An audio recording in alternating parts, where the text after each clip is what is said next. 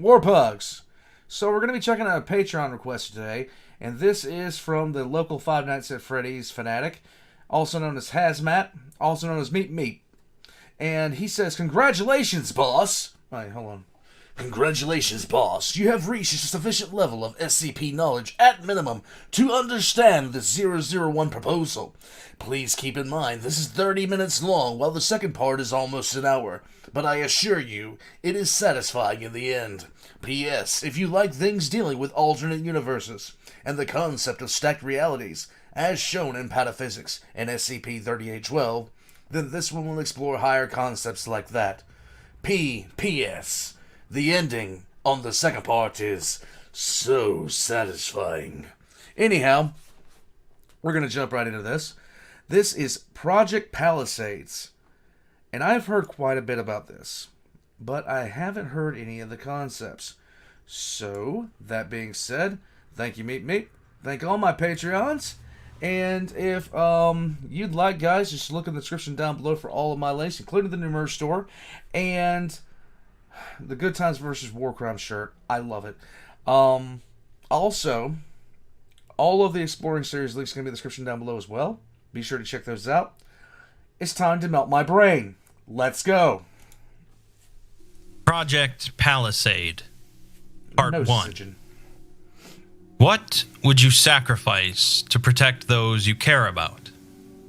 While that may sound like the tagline for a bad action movie, Usually does. it is an interesting question nonetheless. The SCP Foundation and its members know a good deal about sacrifice, with one of their common mottos being, "We die in the dark so that you can live in the light." After yesterday, I have been... it's funny how people kind of called that I would eventually turn on the Foundation and be kind of like against the Foundation, at least in general principle. Because yesterday I checked out something about the water nymph and SCP-054, and that irritated me to absolute death.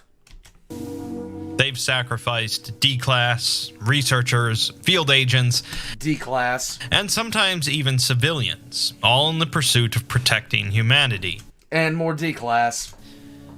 Project Palisade is yet another scenario in which the Foundation faces the threat of mass extinction, and they have to ask themselves exactly how much they're willing to sacrifice.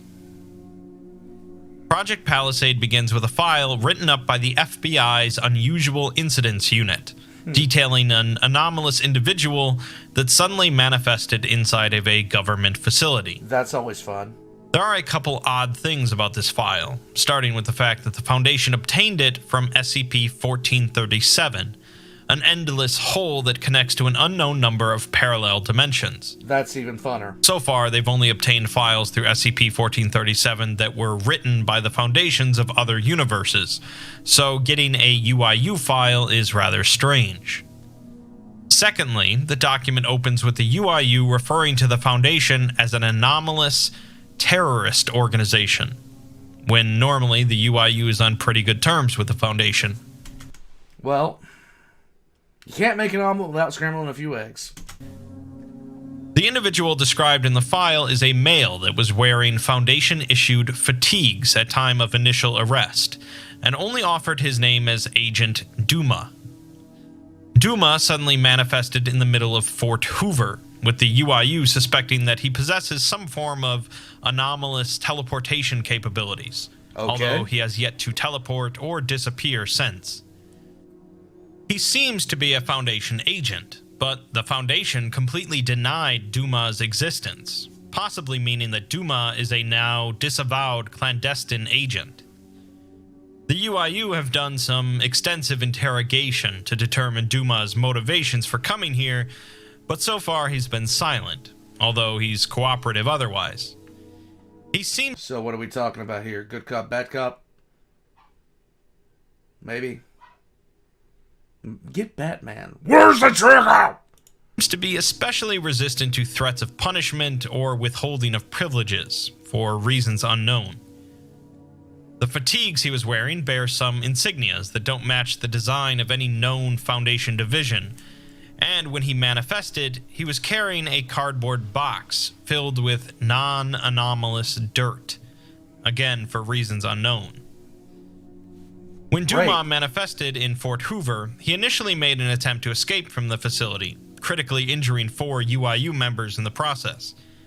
After capture, though, he stopped offering any form of resistance, and hasn't contested any of the criminal charges they've brought against him, such as violating the Anomalous Individual Existence Act.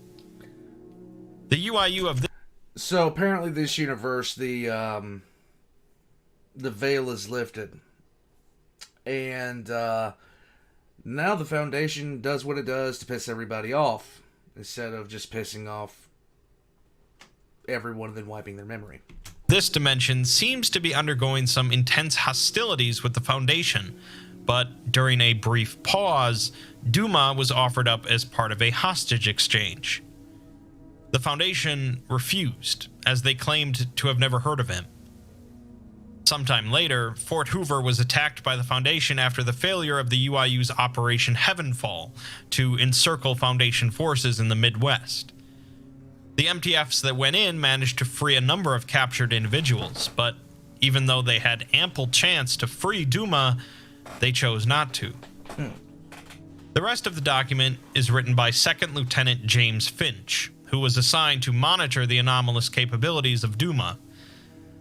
Finch was a little mystified as to why the Foundation has completely ignored him, even passing up the chance to free him when they could.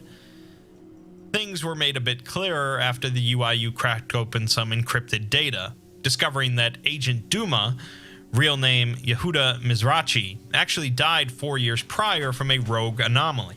That's great. Since they've been trying to ransom a dead man, it makes sense why the Foundation wouldn't want him, but it doesn't clear up who or what exactly they have locked up in a cell currently.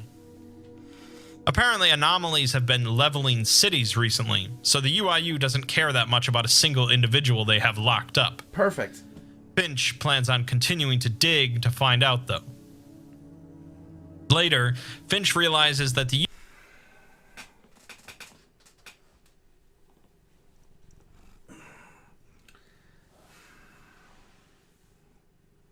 You gonna sit here and watch this with me? Okay. Since you wanted to be up here so badly. UIU has made a pretty big mistake in classifying Duma as an anomalous individual. He used some of the tech that they've taken from the Foundation on Duma to try and measure him, but nothing comes up, suggesting that either he's powerful enough to trick the censor, or he's not anomalous. Finch prefers to think that he's simply not anomalous, but mentions that if the situation in Asia gets any worse, it might all be moot anyways. He doesn't think that Duma is a covert agent, as the Foundation would have either rescued him or silenced him just to tie up loose ends.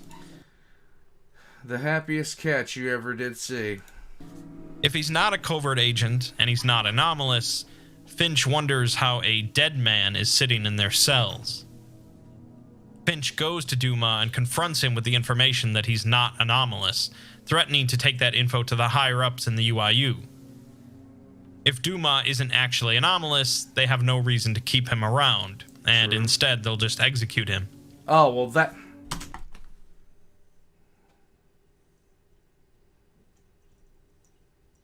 that makes negative sense.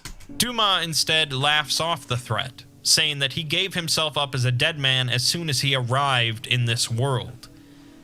His job is finished, his home is safe, and he's held up the bargain. When Finch asks him what he means... This is the happiest cat ever. The happiest cat you ever did see. Look at how happy she is. Yes, she is the happiest cat ever to exist. Now can you stay off of my desk, please? Duma simply says that he's added another stake to the Palisade. Finch presses him further for explanations, and Duma says that in classical Aramaic, Duma is the word for silence, and in his faith, Duma is the angel of silence, an aspect of death. Okay. Duma is the voice whispering in your ear when the end is near, the voice telling you that it will all be over in a flash. He He won't tell the UIU the truth because they can't stop what has already been set into motion. Great. With the end so near, it's better to be silent, so that they may accept the end with as little pain as possible. Later, Finch updates the file and says that half the eastern seaboard of the United States just disappeared, as if someone pressed delete in Photoshop. They tested the air where Philadelphia used to be and found traces of some extra-dimensional matter permeating the area. They then ran some tests on everything in their storage to see if they got any matches using the Foundation tech, and they ended up finding a 100% match between the extra-dimensional matter and the dirt from the cardboard box Duma brought with him. Dude. Whatever is in the air where the eastern US used to be came from the same dimension as the dirt. Finch doesn't know what's happening, or what Duma did to their world, and when he wants to go speak with Duma again, he found him dead in his cell, apparently from self-strangulation, although he has no idea how he managed that either. Finch has no answers, no leads, and no time, and begs someone to save their world. Dude, literally,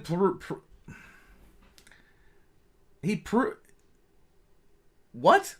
He pulled the private pile and choked himself to death. Hey, commitment is a hell of a drug. So, in an alternate universe where the UIU is at war with the Foundation and seems to be doing far better than one would expect of the UIU, a Foundation agent from yet another alternate universe suddenly showed up and somehow caused the eastern US to disappear. He referred to this act as adding another stake to the Palisade, and implied that he did this to keep his own universe safe. In the next file, an individual sits on the stoop of an apartment building while watching people go in and out of a building across the street. He's almost certain that it's a Foundation-controlled building, and he'd already infiltrated one other Foundation facility and stolen some anti-telepathy gear from them. He eventually walks over and enters the building using a door code he observed, finding a slightly decaying lobby. He notes that all of the mailbox doors look dusty, and if the Foundation wanted to hide in plain sight, they'd have to do a better job of covering the little details. He calls the elevator, and when it arrives, two men carrying handguns exit and begin sweeping through the lobby. They don't seem to notice the man, who steps into the elevator. One of the men remarks that nobody is here, to which the other says, yes, he's sure. The man in the elevator notices that there's no button for floor 13, and presses both the 12 and 14 buttons as the other men notice that the doors are closing. This man is an individual known only as Nobody, an individual defined by their mysteriousness and inscrutability. Nobody is not necessarily a single person, but rather a designation that changes hands from time to time. And they tend to have their fingers in a lot of pies, so to speak, sometimes helping the Foundation and sometimes hindering them. It seems Nobody has a way of concealing himself from view, but now the Foundation knows that they have an intruder somewhere in the facility. Upon the elevator arriving on the 13th floor, the doors open to a flurry of bullets, with Nobody hiding to the side before crawling out from underneath the gunfire. He then stood and stepped over to the receptionist's desk, keeping an eye on the four guards still staring down the elevator.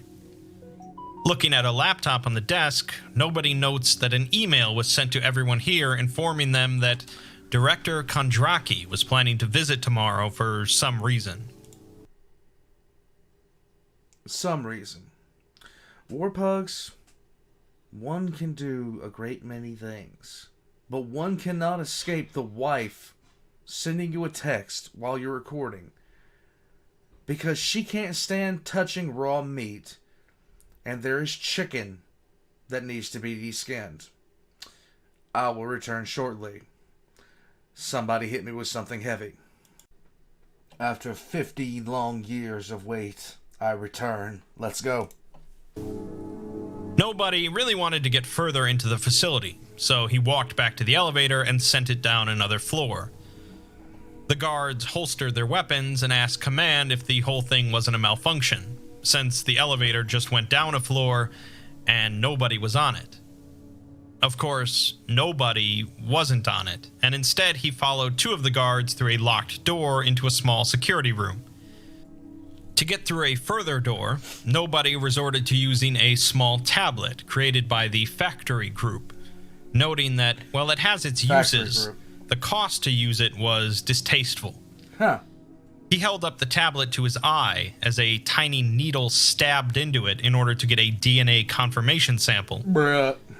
He remarks that everything this tablet can do is technically possible with non-anomalous technology, but its speed and precision make it likely that it uses some sort of time-warping anomaly. Using the tablet, nobody manages to disable all the power in the room, opening the magnetic locks on the door, which he steps through. Whatever he did seemed to have activated a security drill across the site, forcing all the Foundation personnel inside to rush out, leaving him free to explore. Hooray! He utilizes the tablet again to enter into a secure server room, finding a terminal that listed all of the projects managed by the site. Most of it nobody regarded as rather boring, until he comes across a folder containing files locked behind O5 access, which is rather surprising in such a minor site. Nobody uses the tablet a third time to copy the files over and begin decrypting them, and makes his way back out of the site. As he steps out of the server room, however, he walks into a squad of fully equipped MTF agents, wearing perceptual filter goggles. Yay! Nobody slowly raises his arms, but they quickly subdue him with a stun gun, and he falls unconscious. He wakes up in a Foundation interrogation room, stripped to his underwear. He's able to look through the one-way mirror and notices a man in a military uniform standing there, a major general in the U.S. Army with the name General Mulhausen on his ID card. Nobody questions where he's heard that name before, and for those in a similar situation, General Mulhausen was the individual responsible for a massacre of civilians in order to cover up the existence of SCP-002, a fact I brought up in my Department of Abnormalities video. Oh, okay. A man in a lab coat enters the interrogation room and yells at nobody, asking him who he is, who he's working for, and why was he after the files for Project Palisade. Nobody simply says that he's nobody, but the man says nobody is just an urban legend told to spook rookies. Nobody replies that he's not working for... You're in the SCP Foundation, and you're dismissing somebody claiming to be an urban legend.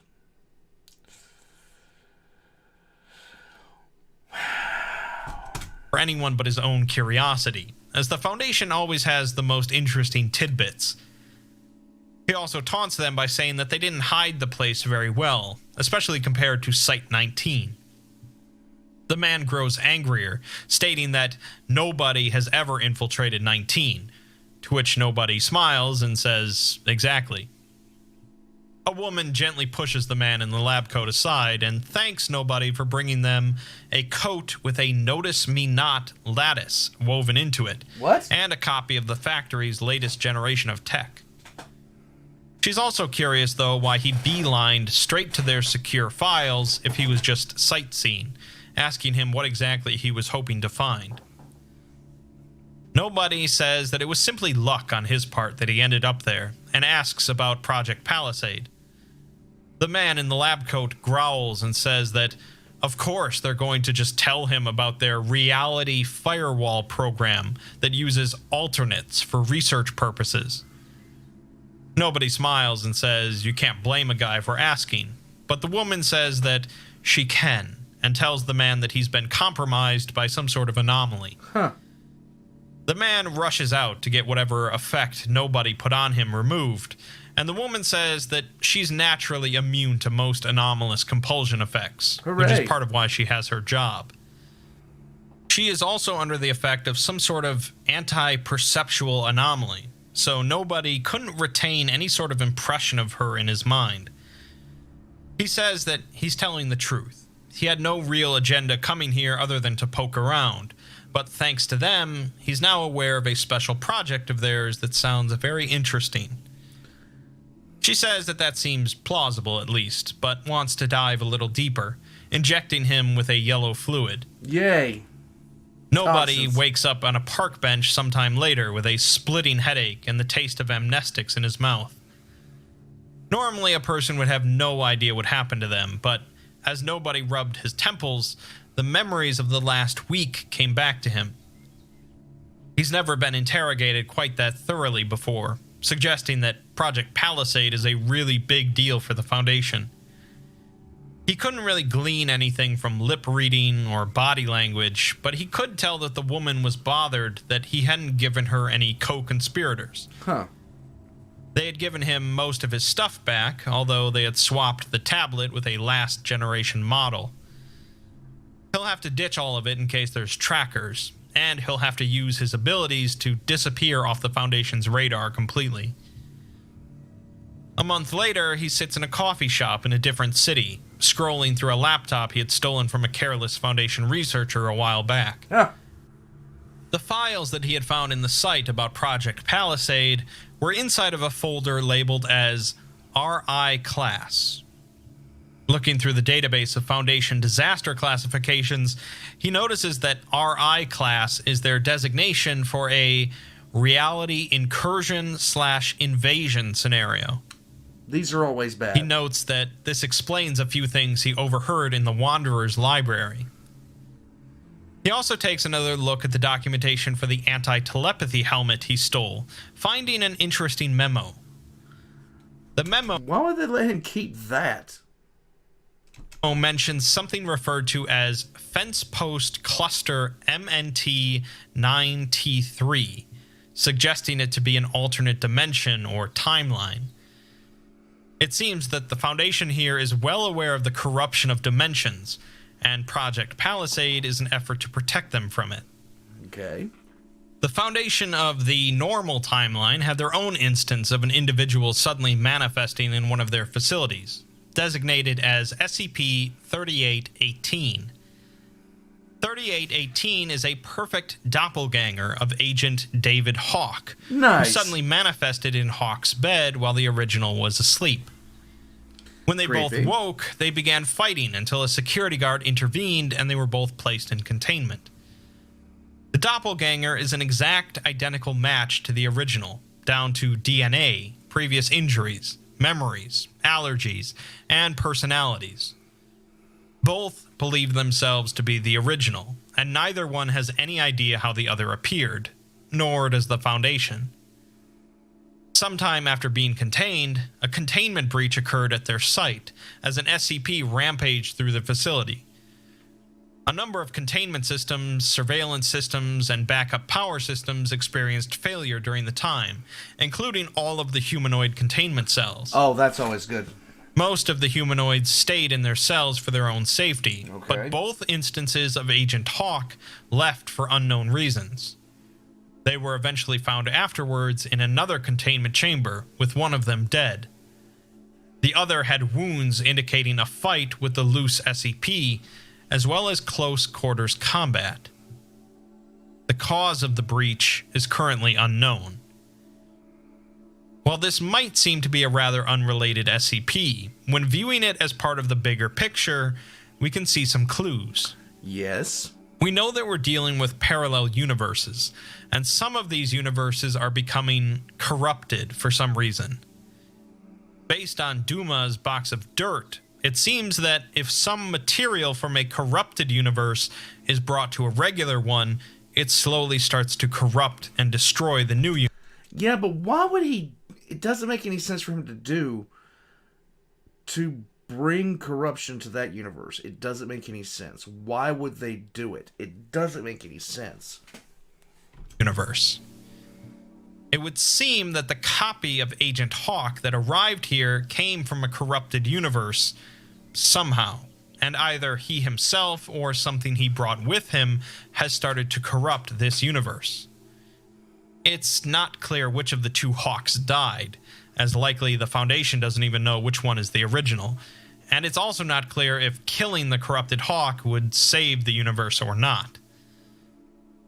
We're given further information about the problem in a document written up by 5 of the Black Queens, the designation that the daughter of Dr. Gears gives to herself. She had found a way to establish communication with her alternate selves across parallel dimensions, with all of them referring to themselves as Black Queens or Little Sisters. The document features 5 of them discussing the corruption of dimensions, starting by saying that the problem stems from matter from a corrupted or infected space-time construct, or dimension. This matter is typically inanimate, massing between 5 and 50 kilograms, but can also be a living creature.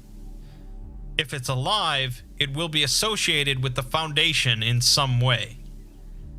The Queens bicker about whether or not to label this as a form of virus, and whether or not this corrupted material is only a small part of the larger process. They're trying to figure out what exactly are the prerequisites for this corruption in a specific dimension or timeline. So far, they've found that the Foundation has to exist in the dimension as a unified worldwide entity, and para-universal technology has to exist in some form. Some of them believe that this technology has to only be restricted to the Foundation and or the GOC, but others think that this isn't necessarily required. Also, they found that most of the dimensions feature red-green color blindness in at least 1% of the global population, but they're not sure if this is a coincidence or a prerequisite. They move on to discussing the potential utility of such a process, with one queen stating that it's acceptable as a weapon of last resort to destroy recalcitrant timelines. She's quickly rebuked by the others, though, with one saying that they don't even know how to use it as a weapon, or if it even is a weapon, or if it can be used without backlash on the user. One of them mentions that she's seen evidence that the corrupted materials might be part of a ritual that simply attracts something else, possibly an outside entity. It might also act as a diversion of destruction to another target, saving one universe to damn another. This falls very strongly in line with what Duma stated. One of the queens apparently found information in the Wanderer's library that describes the process as a weapon, or at least it's part of a weapon. They agree at least to not destroy any timelines using the process, if only because they can't be sure of any repercussions, but they keep it in their back pocket just in case. Really? Continuing on with how to stop the process once initiated, one of them says that trying to remove the corrupted material by putting it into a new timeline will only taint the new timeline, not save the previous one. Right. Although it does extend the life of the timeline by a variable amount of time. Perfect. Another queen says that this fits in with her attraction theory, that something is directly causing these destructions, and the corrupted material just attracts it, changing the order of which universes it destroys. If this were just some arcane ritual that was destroying universes, removing the corrupted material would surely disrupt it. But since it doesn't, it's likely the destroying entity just gets pulled away temporarily. They continue by discussing several timelines that they've observed, all of which are currently corrupted. The offending material in timeline M37 is Foundation agent Melissa Hargrove, who originated in timeline Q17, along with her personal technology. The timeline normally features steampunk technology, so Agent Hargrove's advanced technology from her original timeline allows her to perform as a cult leader in the southwestern United States of Europe. Apparently, none of the queens are fans of Agent Hargrove, so they decide to just let this timeline die without further investigation.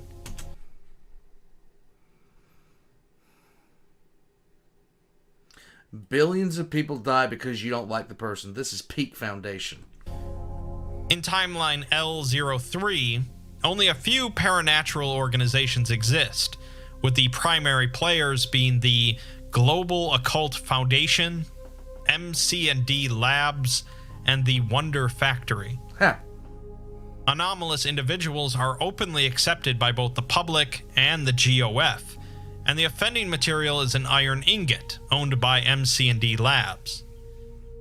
One of the queens snuck into their lab to look at the ingot, finding it to be utterly normal, which makes her wonder how many timelines are actually corrupted by materials that they're not even aware of yet.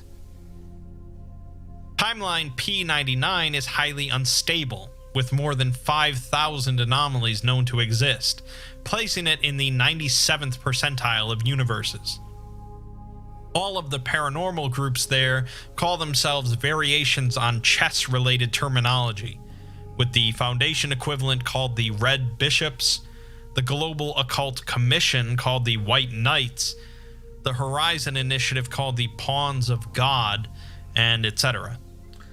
The offending material is an anomalous but harmless pizza box contained by the Red Bishops. Apparently, this timeline is so unstable that the Red Bishops have devised a way to directly measure the degree of decay, and created machinery to reinforce local reality, with the queens agreeing to steer clear of this one. One of them wonders if the general instability of the universe has anything to do with why it became corrupted, or if it was completely stable, would it have become corrupted and died anyways? Timeline Q165 is familiar to us, as the UIU is in charge of things here, where the US government acknowledged the existence of anomalies and outlawed most anomalous groups as terrorist organizations. Nice. The corrupting material here is a box of dirt, as we know. Yes. In timeline Z24, there exists a unified faith devoted to the worship of anomalies as divine gifts, Great. known as the United Church of the Chosen Heralds.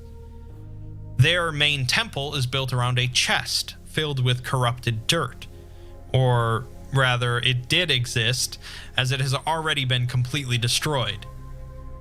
They note that the time between the chest of dirt showing up and the timeline getting destroyed is less than a year. Damn. Okay. They discuss the significance of multiple timelines being corrupted by dirt, with one suggesting that someone is using dirt because there's a lot of dirt in existence. Another brings up the fact that ritual magic and similar powers are much better performed on Earth than on air. Timeline J341's corrupted material is a Pembroke Welsh Corgi living in Portland, which they note Leave the corgis out of this, man. Leave them out. as being a viable test subject to see what happens when a living trigger is killed.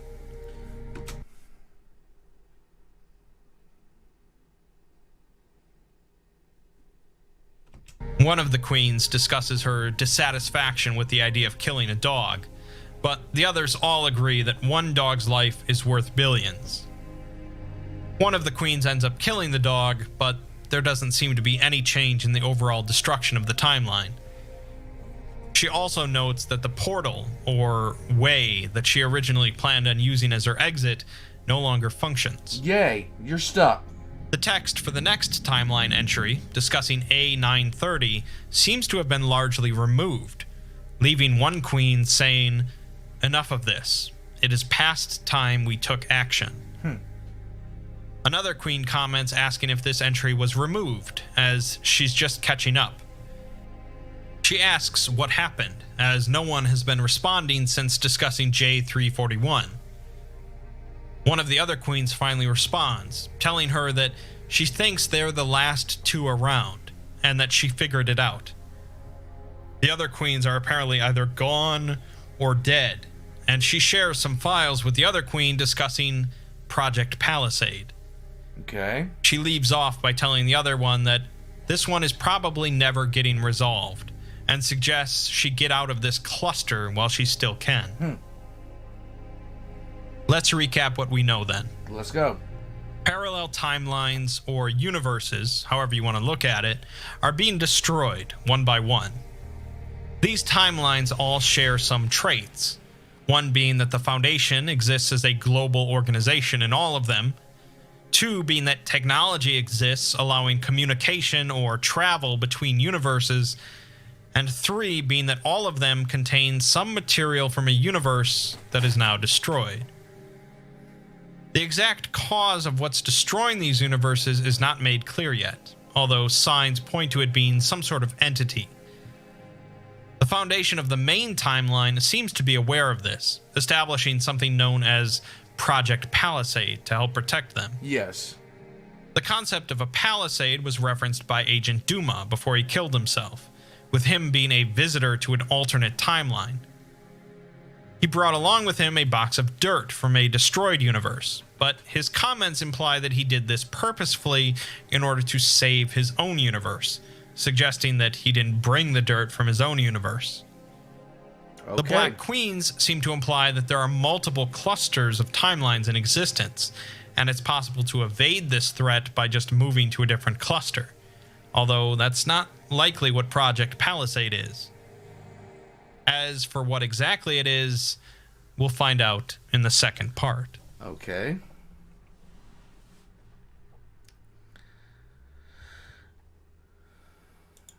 I don't know what's happening. I don't know why the world is ending or what Ms. Rashi did to us. And when I went to see him today, all I found was a dead body. Strangled himself in his own cell. And God knows how he managed to do it, so I've got no answers. No lead. No time. Someone has to know. Someone has to figure out where this is all coming from. Please, someone save us. So, Project Palisade.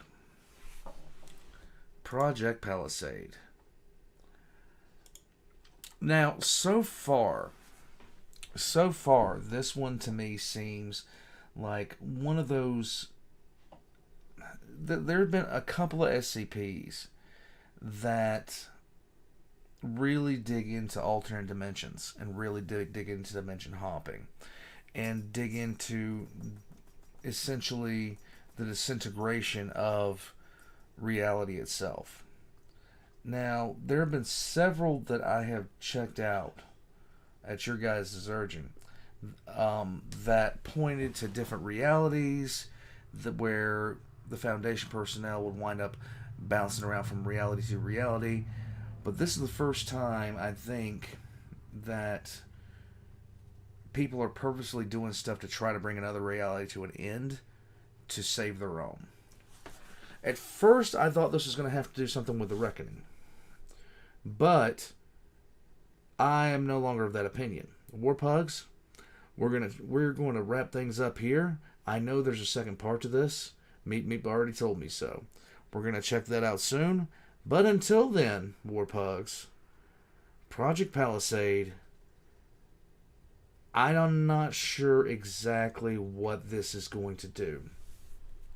I'm wondering if they're using basically dead universes as a bulwark against whatever's trying to kill them. In any case, check the description down below. Like, comment, subscribe, blah, blah, blah. I'm an idiot, and I'll catch you guys next time. She's still looking at me.